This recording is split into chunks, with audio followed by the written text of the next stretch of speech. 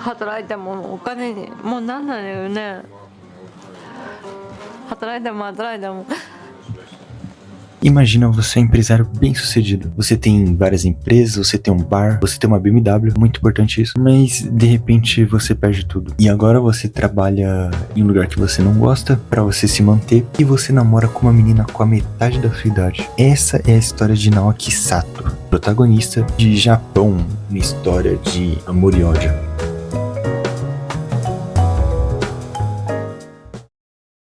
Então esse documentário não é sobre a história de um cara bem sucedido. É a história de um cara que meio que perdeu tudo e agora ele vive na simplicidade. Mas vamos começar aqui com um ponto essencial, que é a Yoshi, que é a namorada dele. Yoshi, ela é jovem, se eu não me engano ela tem por cerca de 25 anos. Ela tá bem cansada. Dá pra ver que ela tem uma frustração na vida dela. É, cansada. É a definição perfeita. Você vê que ela trabalha de dia, ela trabalha de noite. De dia ela tem um trabalho normal e de noite ela trabalha como acompanhante. Mas não é essa acompanhante que você tá pensando. Lá no Japão é muito comum ter a namorada de aluguel. Os caras pagam pra ir no karaokê com ela, pra acompanhar, literalmente acompanhar. Os clientes, obviamente, mas é bom ressaltar, eles não sabem que ela namora, né, pra fazer esses trabalhos. Tem ali um climinha meio estranho com relação a isso, mas eles já vivem isso há bastante tempo, então meio que já tá acostumado ali com isso. E eles moram em uma casinha bem simples, bem apertadinha lá. Não tem janela, tudo bem apertado, tudo bem bagunçado ali, na simplicidade deles. E eles vivem nessa rotina aí de correria, de acordar cedo, ir pro trabalho e volta, às vezes não volta porque trabalha de noite. E aí ele vai perguntando ali sobre ela, se ele não fica incomodado com isso. E ele diz que ele fica assim incomodado. É uma coisa ali que eles não abordam muito.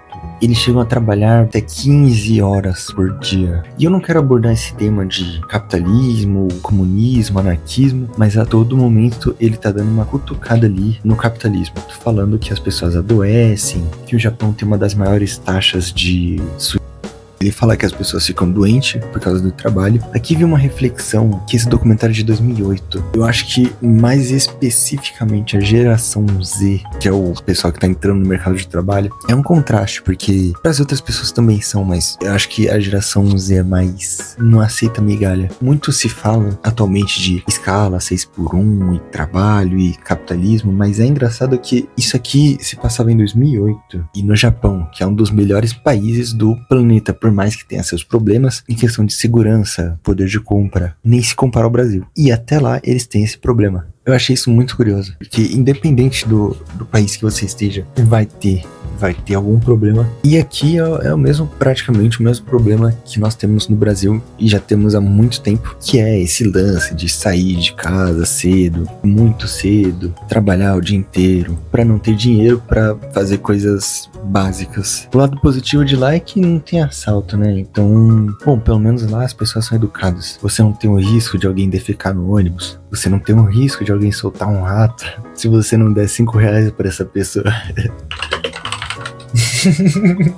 Quem não me der 5 reais, eu vou soltar meu amiguinho aqui. Olha o rato!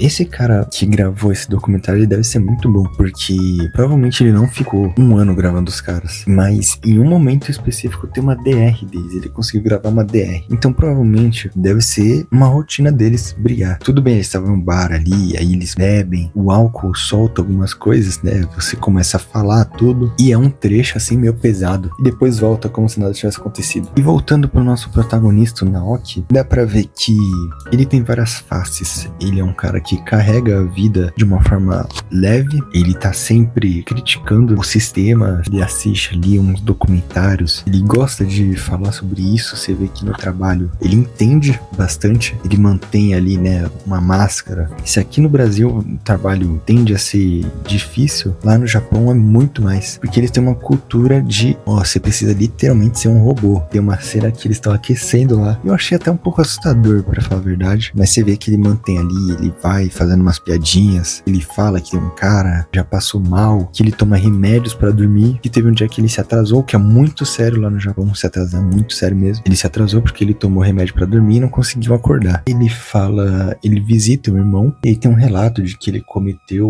um amigo dele cometeu suicídio sem falar com ninguém, ele nem deixou carta, ele não tava sendo preguiçoso, foi apenas burnout, sem avisar ninguém, sem deixar carta, sem nada. Não só o nosso protagonista fala isso, esse cara aí também, ele fala que nós como seres humanos não devíamos ficar pensando em meta e ter a melhor performance todos os dias. Afinal, nós somos humanos. E faz muito sentido, porque humano erra, independente de quem seja. No Japão também é muito comum as pessoas se pressionarem muito para ter um bom emprego, para ser inteligente, para passar em concursos, faculdades. E tem uma coisa aqui na Yoshi que ela fala que ela não tem inteligência para passar em uma faculdade, quer se sentir relevante, entendeu? Tanto que no momento ali que ela fala que o trabalho de noite dela, ela se sente mais feminina, eu acho que se relaciona muito com isso. Não é natural você ter tantas frustrações em uma vida tão monótona. Pelo menos aproveitar um pouco mais, sabe? Você imagina você com seus 24, 25 anos trabalhando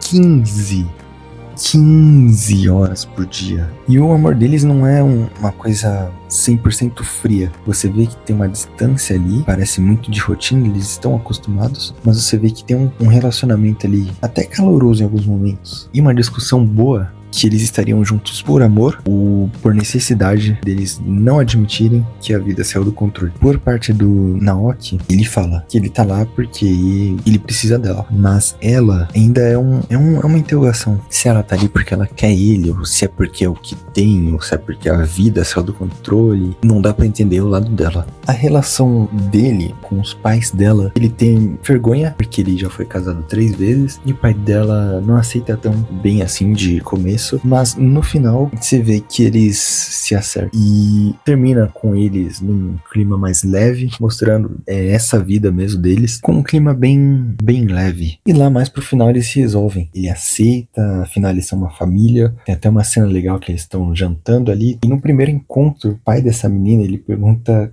quanto que custa a camisinha lá na Europa. E aí no segundo encontro o McAllister, que é o diretor, né, ele compra uma camisinha e leva pra ele, presenteia ele, né? Eu também não entendi nada, mas eu achei legal. E fica a recomendação aí desse documentário, que de novo eu achei interessante. Achei interessante esse tema, assim, de você ver que não é como se fosse algo exclusivo do Brasil. Por mais que você já saiba disso, é engraçado você ver esses problemas em países de primeiro mundo. Não é exclusivo do Brasil, né? O Brasil só tem um pouco mais. E é isso, só uma reflexão aqui desse documentário. Ele é curtinho, ele tem 1 hora. Eu dei uns spoilers aqui, mas dá pra você assistir, vai ter muita coisa legal. De novo, ele é curto, então passa muito rápido. Então assiste aí, comenta o que você achou. Dá um like aí, se inscreve se é só o primeiro vídeo. E até a próxima.